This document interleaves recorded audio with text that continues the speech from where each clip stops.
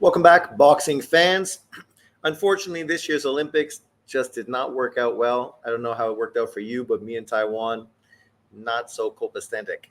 I didn't get to see any of the Olympic boxing. Hopefully, it'll be reshown on YouTube somewhere down the road. I did prefer the IBA over the ROC and the way they do it, but nonetheless, it is what it is. Obviously, the IBA was controlled by Russia, and so that was a big issue for the Olympic Committee. But let me know if you saw any of the fights. There was a lot of matchups I was really interested in. Unfortunately, I didn't get to see any of them, but I do see that Uzbekistan dominated men's Olympics. So we're going to be talking about that. So stay tuned to that, and we'll be talking about Uzbekistan dominance in men's Olympics 2024.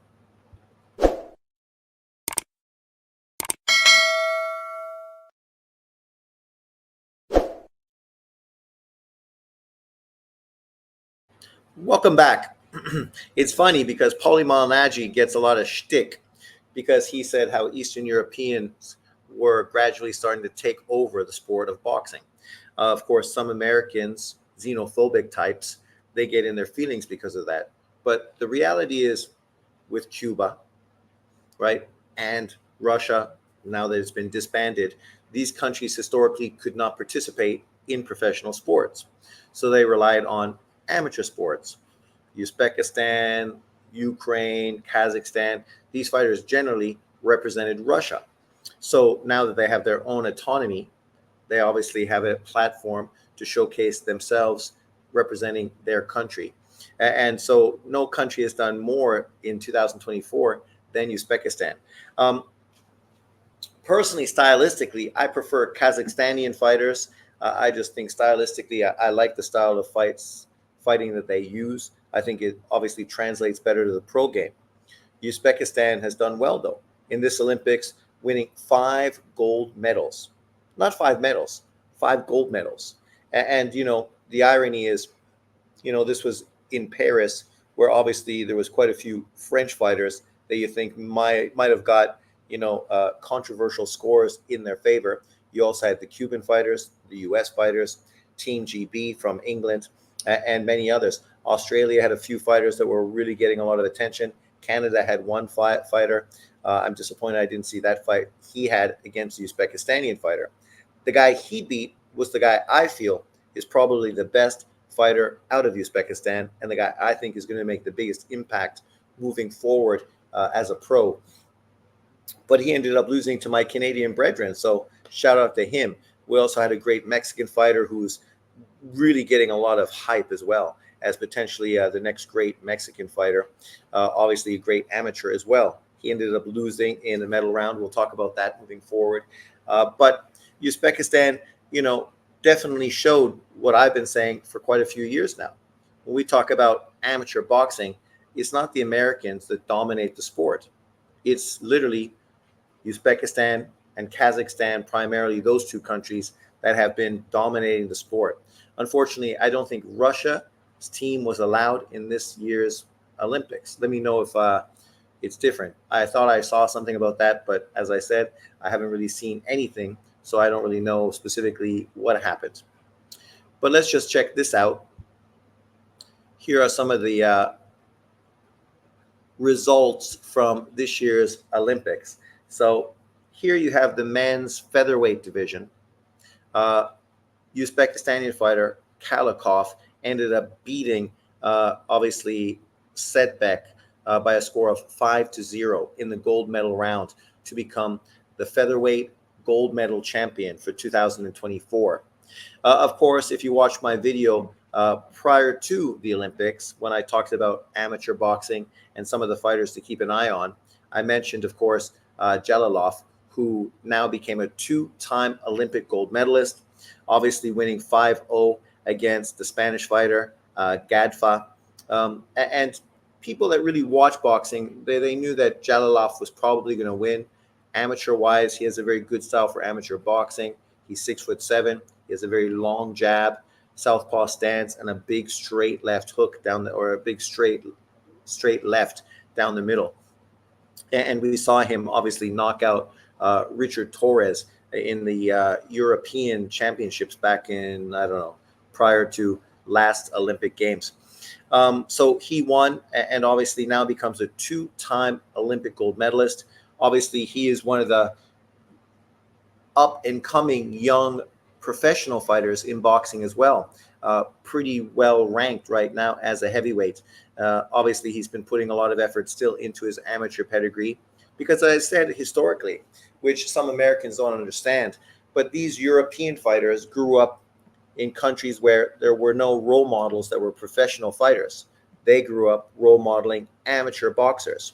And what they wanted to do was grow up to represent their country as a great amateur boxer. So that's why these guys, specifically a lot of these Uzbekistanians, even though they're pros, they still hold on to their amateur status because they still want to represent their country. And Jalalov is an example of that. And of course, we'll see another example of that down the road. Here we had, of course, the men's heavyweight champion, Maljanov. I don't know if I've ever seen him fight. He was fighting Cuban fighter Alfonso, who obviously was not representing Cuba in this Olympics, but he is one of those Cuban refugee fighters. There's quite a few of them that are spread around the world who all have done very good in amateur boxing, all being like stars in the country that obviously they emigrated to as amateur refugee fighters trying to get out of Cuba and allow themselves a path into professional boxing somewhere down the road. Jalalov here winning 5-0 on the cards. It's ironic that most of these champions won conclusively, right? 5-0, 5-0, and now 5-0 once more. Then, of course, we had Mudik Dinkahujev, the men's welterweight champion, who did beat the Mexican fighter Marco Verda. Marco Verda is definitely a name to look out for. Out of everybody I mentioned so far, outside of Jelenov, Marco Verda is probably a guy Americans are going to hear the most about. Obviously, being Mexican, Mexican Americans and Mexican boxing fans are really going to be hyping him up. He's going to be a guy that probably is really fast-tracked, probably at junior welterweight coming into the pros. Jelenov obviously is probably 3, 4, 5 fights away from potentially fighting for a world title. We'll see how his team moves him after becoming a two-time Olympic gold medalist. So here currently is 4 Uzbekistanian fighters who ended up representing their country and winning gold medals. And then, of course, the most highlighted of all of them is Hansbo Donzabov, who I think became a 2 or 3-time Olympic gold medalist at the men's flyweight division, beating French fighter Benyama 5-0. So you could see it was a clean sweep by the Uzbekistanian fighters, and the fights were not competitive. They won in a very impressive fashion, obviously. You can see here, Senior was one of those Australian fighters I was talking about. Kalkakov beat him very convincingly in the semifinals. Then, of course, we have Kalkalov here beating the Spanish fighter in the quarterfinals.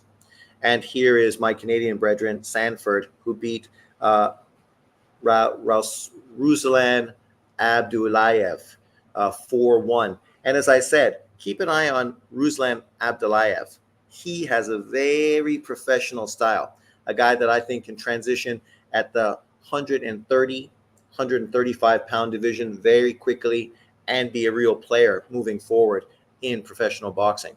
As far as my buddy Sanford, all the best. I hope he does well and represents Canada very well. Obviously, he didn't go on to win a gold medal, but I think he won a bronze medal, which, if that's the case, it's been quite a long time since Canada ended up winning a medal in Olympic boxing. So that's fantastic. I'm happy for my countrymen to do so well.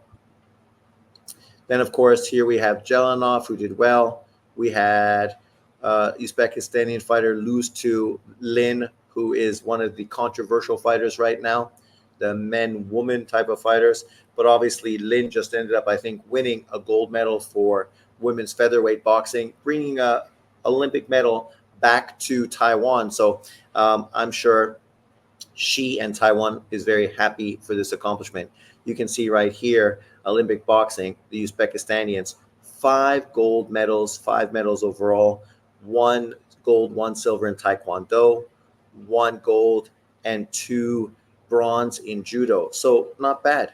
Getting 10 medals in combat sports. So congratulations to Uzbekistan.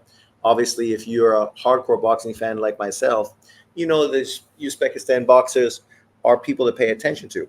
We just obviously saw one of them who did fantastic against Bud Crawford last week. And, you know, obviously he is one, but there's others. We also have MJ Akhmedov, who was a unified champion at 122 pounds, who is pushing very hard to potentially get that Anui fight. And it is really the best fight that can be made currently at 122 pounds, a fight I would be super excited about.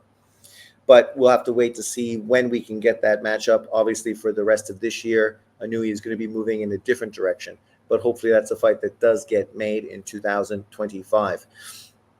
But hats off to Uzbekistan. A great showing in Olympic boxing. This might be the last Olympic boxing event in the Olympics, which I think would be terrible. Golovkin obviously has been a big representation for Kazakhstan during this Olympics. He was really representing the whole Kazakhstan team, not just boxing, but the whole Olympic team, and has really been trying his best to try to keep Olympic boxing alive in upcoming Olympics. And me, for one, being a huge boxing fan, I hope that it does continue. I think it'd be a shame to lose boxing with some of the terrible Olympic events that we do have, events that I guess really play into the whole woke culture of North America. But for the rest of the world are events that people don't care about, don't watch, and aren't enthusiastic about. Whereas boxing is historically one of the original events from the Olympics, and an event that would be dearly disappointing to lose. But let me know what you think in the comment section. Did you see any of these Uzbekistani fighters win their medals? How do they look? Which of them do you think potentially has the best upside in the pro game? Let me know in the comment section below. Thanks for watching, and I will see you next time. Peace out.